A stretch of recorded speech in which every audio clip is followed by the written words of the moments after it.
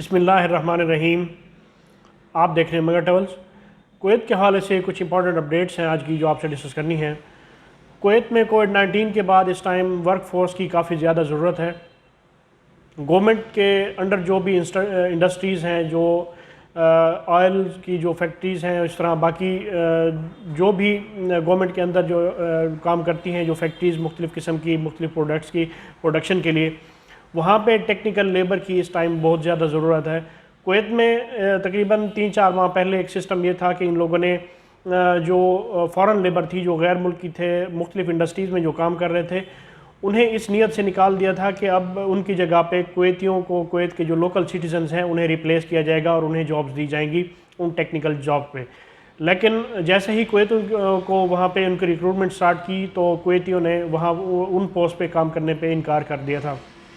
और उसके बाद ही अब कुवैत ने ये दोबारा फ़ैसला किया है कि जो इंटरनेशनल जो लेबर है, जो गैर मुल्की लोग हैं, जो टेक्निकल फील्ड में जो जिनका ताल्लुक़ है, जिन टेक्निकल फील्ड से, जिसमें टेक्नीशियंस, इंजीनियर्स और बाकी जो लोग फैक्ट्रीज़ में काम करते हैं, तो उनके लिए अब ये है कि काफ़ी ज़्यादा जॉब्स उनके लिए अब अनाउंस होने वाली हैं।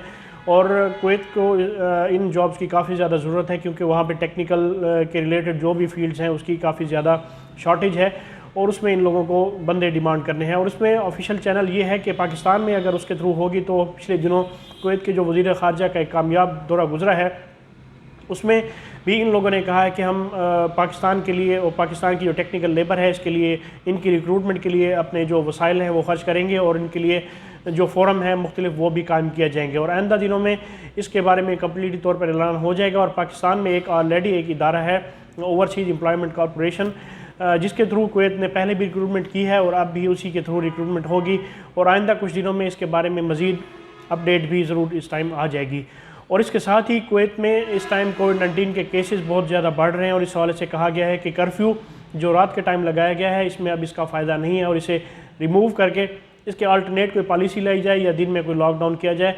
और इसमें आइंदा दिनों में इस बारे में कोई ना कोई पॉलिसी वाज़ेह हो जाएगी कि इसे ख़त्म कर देना चाहिए या इसमें इंक्रीज़ होना चाहिए, क्योंकि डेली बेसिस पे हज़ारों की तादाद में कुवैत में पॉजिटिव केसेस आना शुरू हो गए हैं। और उसके साथ ही कुवैत में कोविड-19 के दौरान काफ़ी ज़्यादा इकामे कैंसिल हुए थे। तकरीबन 26,000 के करीब अब इकामे जो है वो कैंसिल हो चुके हुए हैं या तो एक्सपायर हो चुके हुए हैं, जिसमें 17,000 सिर्फ़ और सिर्फ गैर मुल्की ऐसे हैं जिनके इकामे या तो इन लोगों ने एक्सटेंड नहीं करवाए या वो लोग इस टाइम बाहर हैं और कोविड-19 की वजह से ट्रैवल नहीं कर सके।